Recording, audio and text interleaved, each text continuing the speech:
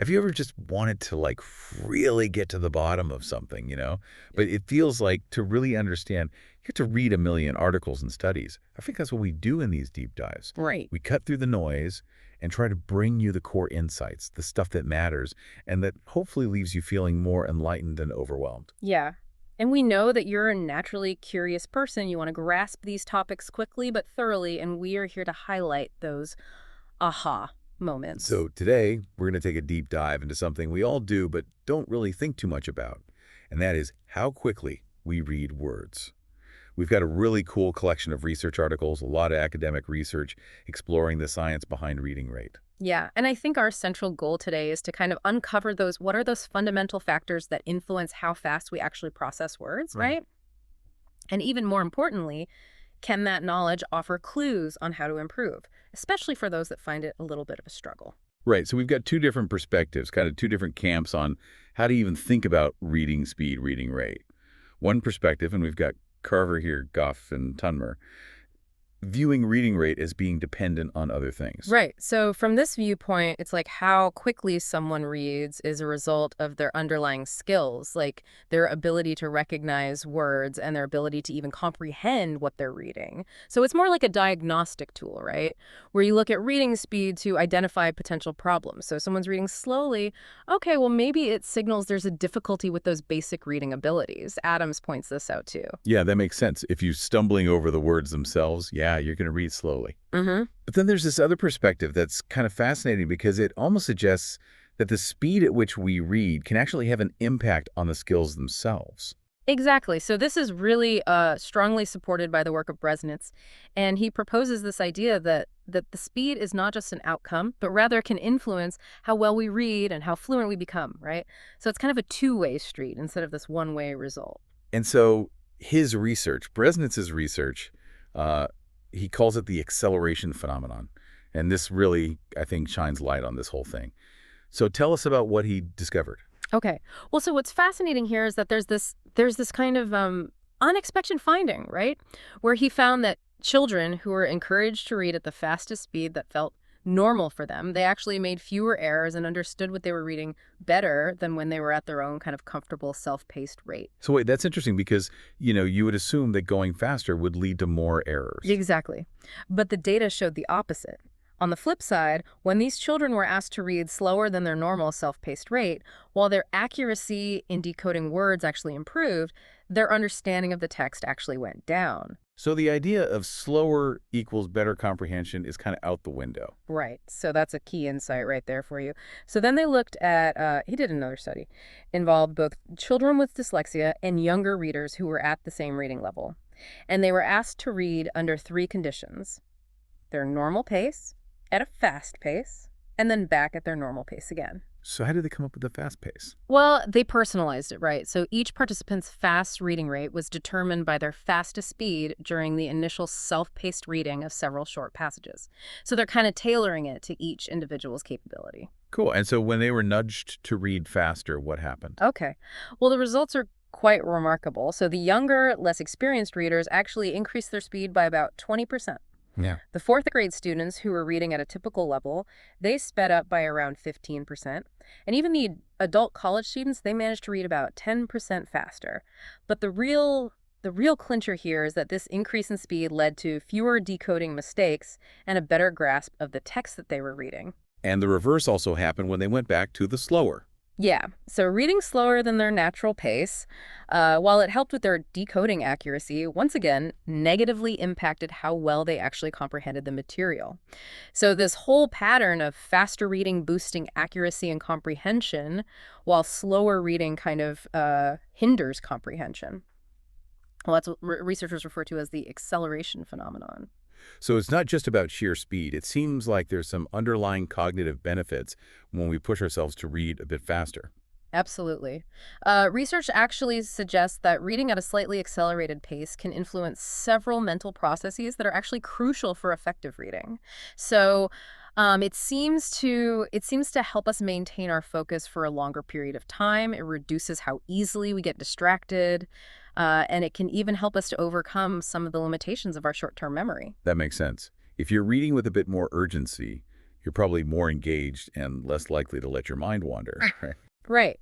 And so it also seems to enhance how our working memory processes information.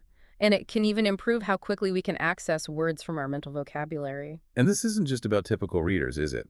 The research also included people who have difficulties with reading. Right. So studies have explored this acceleration phenomenon in a variety of groups, including children with attention deficits, poor readers in general, people with developmental dyslexia, and even adults that have acquired reading difficulties later in life. So the findings are pretty consistent. Yeah. So the positive effects of reading acceleration were very pronounced for those with reading impairments, especially individuals with developmental dyslexia. When they were encouraged to read faster, they were able to increase their speed by about 25%. And remarkably, they also showed around a 35% reduction in their decoding errors and a 20% improvement in their comprehension. Wow. So, I mean, that's huge. A 25% speed increase with fewer errors, that could really make a difference in someone's life. It really could. For individuals with dyslexia, reading faster also seemed to lead to fewer hesitations and pauses. It helped them to stay focused for longer periods of time, and it seemed to kind of partially compensate for some of the underlying challenges they might have with processing the sounds of language and their working memory. So pushing the speed almost kind of helps their reading system to function better. Is that what you're saying? Yeah, it seems to help them to read more effectively, yeah. But there was a little bit of a discouraging finding across all the studies, wasn't there? Yeah, so unfortunately, despite the clear benefits of reading at a slightly accelerated pace, research has indicated that readers tend to go back or return to their original self-paced reading speed. I guess that's natural. Yeah, it's one thing to do it when you're asked to do it, but it's another to make that your new habit. So were there any studies where they actually trained people? Yeah. So some initial experiments actually explored the possibility of training reading speed. After about 10 sessions of practicing accelerated reading, most participants did show an initial increase in their self-paced reading speed. However, after about a 2-week break from the training, only a small number of people, particularly individuals with dyslexia, were able to maintain that faster reading rate. So it seems like while the potential is there to really make a difference, keeping those gains seems to require ongoing effort. Absolutely. So this all makes me wonder, what are the fundamental factors that really determine how quickly we read words in the first place? Yeah, it's a great question. So reading isn't just like one simple skill, right? It relies on this really complex interplay of different abilities, most notably our phonological and orthographic skills. Adams, once again, highlights this. Let's break those down because some people may not know. Yeah. So first, what is phonological processing? Okay, so phonological processing is our ability to work with the sounds of language. This includes being able to recognize when words rhyme, to blend individual sounds together, to form a word, to break a word down into its separate sounds, and to quickly access the sounds of words when we see them written down. And tasks that involve rapidly naming a series of pictures or colors also tap into phonological processing. Phonological processing is sequential in nature, and it relies on our auditory and speech-based systems. Right. So it's how we connect the visual form of the word to its spoken sound. Then we have orthographic processing. Tell us about that. Orthographic processing is how we deal with the visual aspects of words. So our knowledge of spelling patterns, common letter sequences, and rules that govern how words are written. It allows us to recognize a word visually, almost as a whole unit, without necessarily having to sound it out. And assessments of orthographic skills might involve tasks like choosing the correctly spelled word from two options that sound similar, like there versus there, or spelling words that don't follow typical phonetic rules. So how do these two systems, phonological and orthographic, relate to each other and to how fast we can read? So while both are very crucial for efficient reading, research suggests that they're actually somewhat independent skills, meaning you could be really strong in one area and weaker in the other. Interestingly, because phonological processing deals with the sounds of language in a step-by-step manner, it tends to be naturally slower than orthographic processing, which can be more visual and pattern-based, allowing for that quicker and holistic word recognition. That makes sense because sounding out each part of a word takes more time than recognizing the whole thing, right? Right. And so while some models suggest a more interactive relationship between these systems during reading, they still operate somewhat distinctly and activate information at different speeds. Efficient processing within each system and good coordination between them is believed to be really essential for fast and accurate word recognition, leading to that all-important lexical access, which is like quickly retrieving the meaning of a word. Now, Bresnitz actually proposes that the speed at which each of these systems processes information is really a key factor, and any asynchrony, meaning any mismatch in their processing speeds, could hinder reading rate. Interesting. So research actually indicates that people with dyslexia often show difficulties with the speed of processing information in general. Is that right? Absolutely. There's a ton of evidence showing that individuals with dyslexia frequently experience like these fundamental challenges with how quickly they can process various types of information, and they tend to be slower than non-dyslexic individuals in tasks like rapidly naming familiar visual items like letters and numbers and colors, even when these items are presented one at a time. And this slower processing isn't just limited to visual tasks, it extends to motor skills, visual processing itself, and even tasks involving auditory information. Wow. So it seems like it might be more a broader issue with the speed of processing information rather than just reading. Is that accurate? That appears to be the case, yeah. And this slower processing can show up in tasks that require you to follow a sequence, coordinate different pieces of information, and even in simple reaction time tests that don't involve language. They also tend to show slower processing of the timing of linguistic information and a reduced ability to integrate information coming in through different senses. So it seems like this slower reading rate that we see in dyslexia might be like this consequence of this more general underlying difficulty with processing information quickly. Right. That's a great point. And we know that information processing itself happens in different stages, right? Absolutely. So we can broadly think of it in three stages. The input stage, where we first take in information, the processing stage, where we actually manipulate that information, access our memories, make comparisons, and then that output stage, where we produce a response. Now, each of these stages relies on different abilities and brain systems, and therefore has its own processing speed, right? And so, while all stages likely play a role in how fast we read words, it's possible that the speed at which a particular type of information is processed or the efficiency of a specific brain system or processing stage might have a more significant impact. And this could vary between individuals with and without dyslexia. And this is where research using event-related potentials, ERPs, this is where that research becomes really valuable because just looking at how long it takes someone to read a word doesn't really give us the full picture, Right. right? You hit the nail on the head. Relying solely on behavioral measures, like reading time, only gives us an overall measure, right? It doesn't tell us how long each specific stage of processing takes. So that initial sensory perception, the cognitive work of recognizing the word, the motor response of moving our eyes, that's where ERPs come in. So by measuring the electrical activity in the brain using a technique called EEG, ERPs allow researchers to track the timing of the brain's responses to stimuli, like words, in real time. So it's kind of like listening in on the brain's electrical conversations as someone reads. So we can actually see when different parts of the brain are becoming active as someone is recognizing a word. Precisely.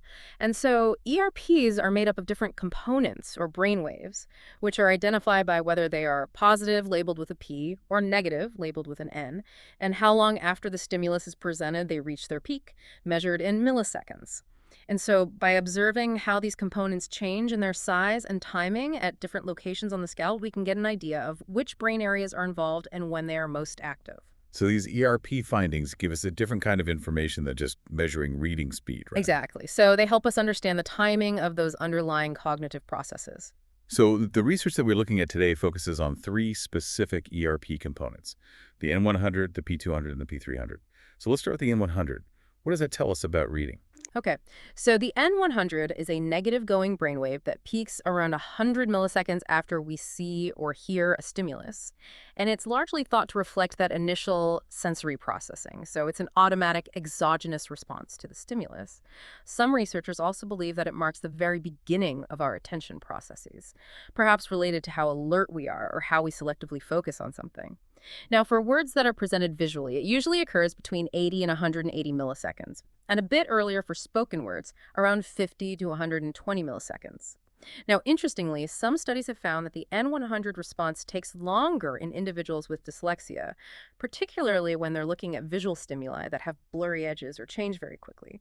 So it hints that maybe the very initial sensory processing might be a bit different or slower in some dyslexic readers. So it's like that first step of taking in the visual information might take a little longer. Exactly. And then what about the P200 component? What does that tell us? Okay, so the P200 is a positive brainwave that appears around 200 milliseconds after the stimulus, and it's thought to reflect a combination of both automatic and more controlled brain processes. So it's been linked to things like perceiving the basic features of what we're seeing, focusing our attention on specific aspects, our working memory, and even some of the early stages of processing grammar. There haven't been as many studies looking at P200 in dyslexia compared to other components, but some research has found that dyslexic individuals might have a smaller P200 response in the left side of their brain when recognizing letters, and that the P200 response to sentences might be delayed for them. Also, in the realm of sound, this related set of brainwaves called the N1P2 complex. And this is seen as an indicator of how easily we can detect or distinguish different sounds, and it has potential for understanding auditory processing issues. So P200 seems to be involved in those early stages of perceiving and paying attention to the word. Exactly. Then finally we have the P300. What's significant about this one? Okay, so P300 is a positive brainwave that appears a bit later, typically between 280 and 600 milliseconds after the stimulus, and it's considered a more endogenous component, meaning it's more driven by our internal cognitive processes. So it's thought to reflect higher-level mental activities like updating information in our working memory, allocating our mental resources or effort, and evaluating and categorizing what we've just seen or heard. And the timing of the P300 is believed to indicate how quickly these more complex processes happen. So how fast we can focus our attention, allocate mental resources, and use our immediate memory. And researchers sometimes distinguish between two types of P300. The P300A, which is more related to unexpected or novel stimuli that grab our attention, and the P300B, which reflects more controlled processing and the completion of evaluating what the stimulus is. And what have studies, ERP studies, revealed about the B300 in individuals with dyslexia? So, a really large number of ERP studies comparing dyslexic and non-dyslexic readers have found differences in the P300. So, oftentimes, dyslexic individuals show a smaller P300 response and a longer delay in the P300 wave in response to both language-based and non-language-based stimuli, and both in what they see and what they hear. Some studies have even found these longer delays for simple non-linguistic stimuli like tones or visual patterns. And interestingly, some research even suggests that dyslexics might have longer P300 delays for non-linguistic visual stimuli compared to linguistic ones or vice versa. One study even found that dyslexics had longer P300 delays, specifically when doing tasks involving the sounds or meanings of words, but not when just looking at the visual form of words. So the P300 findings really point toward differences in the speed and efficiency of these higher level cognitive processes in dyslexic readers. Right. And so this leads us to those studies that specifically looked at the speed of processing using both reaction time and those ERP measures. Exactly. So Bresnitz and his colleagues conducted a series of studies where they looked at how quickly people processed information in both visual and auditory forms, and in terms of both the visual patterns of letters and the sounds of language at different levels of complexity. So they went from simple non-linguistic stimuli like flashes of light and beeps to linguistic stimuli like individual letters and sounds, and then to more complex tasks involving whole words like deciding if a presented word was a real word or just a made-up one, or deciding if two words rhymed. And who are the participants in the studies? Well, they included children who were reading at a typical level around age 11, adults who were reading at a typical level around age 24, and groups of children and adults who had been diagnosed with dyslexia and were matched in age to the typical readers. All participants had normal IQ scores, and the dyslexic participants met the diagnostic criteria for dyslexia used in Israel, which includes a significant delay in reading development. Before the main experiments, they also assessed everyone's reading speed and accuracy to have a baseline measure. Right. And so in the main part of the study, they used both those behavioral measures, like how accurate and how fast people responded, and they looked at the P200 and P300 brainwave components. But let's focus on what they discovered about the speed of processing. Okay, so the results showed several interesting patterns. First, within each group of participants, how fast they could process information really depended on how complex the task was, whether it was something they saw or heard, and whether it involved language. So, generally, processing non linguistic information, like the flashes and beeps, was faster than processing linguistic information, like letters and sounds. And dealing with whole words was slower than dealing with those more basic visual and auditory elements. Interestingly, they found that processing non linguistic visual information was actually slower than processing non linguistic auditory information. However, when it came to language, and this is key for understanding reading, processing the sounds of language, phonological processing, was generally slower than processing the visual patterns of language, orthographic processing, across all levels. So, from that initial perceptual stage reflected in the P200 to that more central cognitive stage reflected in the P300, and even in how quickly people could react to the stimuli. That makes sense. Dealing with sounds often involves a more step-by-step process. So what about the differences they found between the younger and the older participants, and between the typical and dyslexic readers? Yeah, so as you might expect, the younger participants were generally slower in their processing compared to the adults. And importantly, both the younger and adult participants with dyslexia were slower than their age-matched peers who didn't have dyslexia across almost all of the tasks, showing longer delays in their P200 and P300 brainwaves and slower reaction times. This really supports the idea that there's a more general issue with the speed of processing information in dyslexia. So this kind of reinforces the idea of this fundamental processing speed difference in dyslexia. So now, how did all these different measures of processing speed actually relate to how fast people could read? Yeah. So to explore this, they looked at the statistical relationships or correlations between the reading speed scores and all the different speed of processing measures they collected. And interestingly, the strongest relationship varied depending on the group of readers. But the weakest relationship across all groups was between reading speed and how quickly they could physically react to the stimuli. Oh, wow. I mean, you would think that someone who reacts quickly in general would also read quickly. You would think that, but it seems to suggest that maybe those earlier stages of processing the visual and auditory information related to language are more critical for reading speed than just general quickness. Right. And so, looking at those strongest relationships for the younger typical readers, how fast they read was most strongly linked to the timing of their P300 brainwave response when they were identifying basic sounds in language.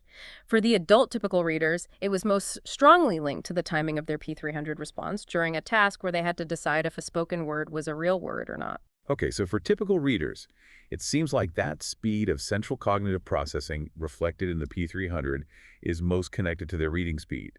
And it seems to shift from focusing on those basic sounds in younger readers to processing the sounds of whole words in adults. What about for those with dyslexia?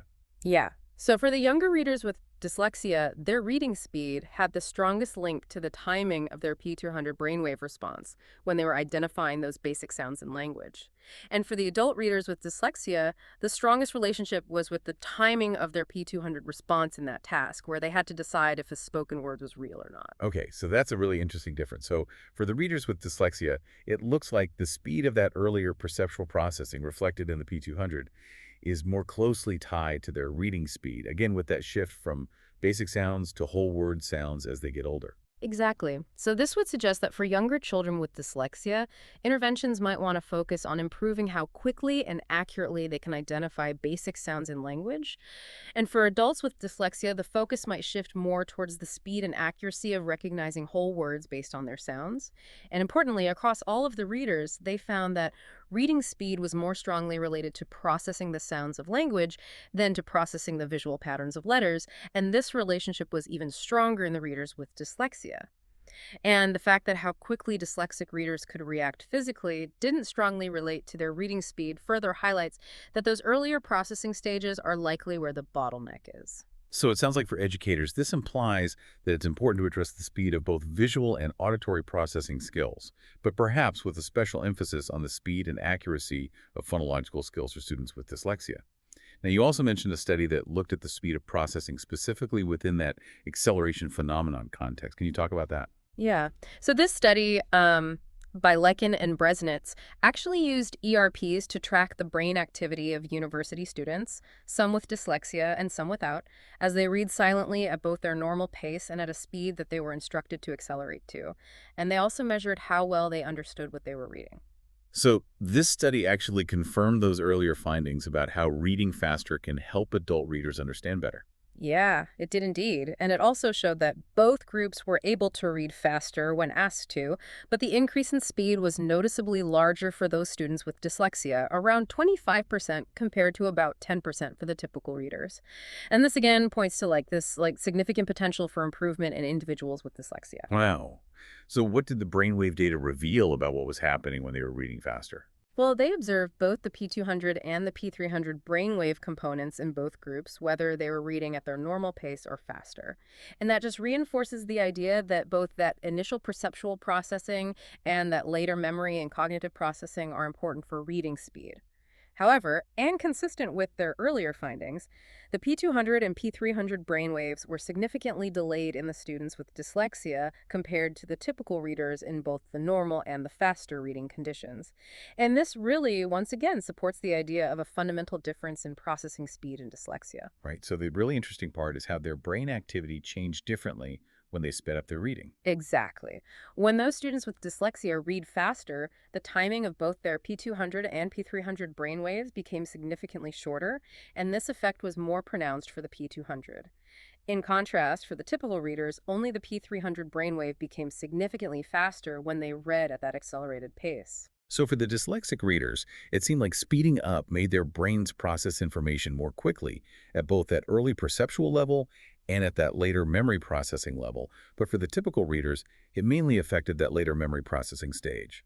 Exactly. And this suggests that for individuals with dyslexia, their core challenge might be at those initial decoding stages, at that lower perceptual and attentional level reflected by the P200, and this then has a cascading effect on those later memory processes reflected by the P300. For typical readers, their initial perception is generally efficient, and reading faster seems to primarily help them overcome potential bottlenecks in short-term memory and improve how quickly they can retrieve words. And this aligns very nicely with those earlier findings about the different relationships between processing speed and reading rate in the two groups. It reinforces the idea that pushing for faster reading might actually help to increase processing speed. So it all comes back to this idea that the speed of processing at different stages of brain activity is really crucial for how fast we can read, and how that speed contributes seems to vary depending on our age and reading abilities. And it's quite remarkable to think that our brains might actually be capable of processing written information faster than we typically do, especially for those who find reading a challenge. Absolutely. And so on a practical level, it suggests that there's real potential to improve reading effectiveness Mm. by focusing on reading acceleration, Mm. particularly for individuals with dyslexia. Yeah, that's a really important theoretical takeaway. Yeah. And of course, there's that balance to consider between emphasizing accuracy, which might lead to a slower pace, and promoting comprehension, where reading a bit faster seems to have its benefits. It makes you think about those different goals we might have when we are reading or where we're teaching someone to read.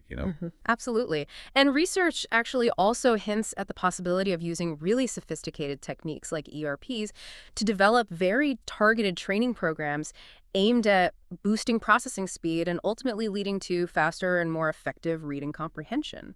So for you, the listener, here's a final thought to consider. Yeah. Could consciously trying to nudge your reading speed up just a little bit, even without any formal training, lead to subtle but noticeable improvements in your focus and how well you understand what you're reading over time? Perhaps it's worth experimenting with and paying attention to your own reading experiences in light of everything we've explored in this deep dive.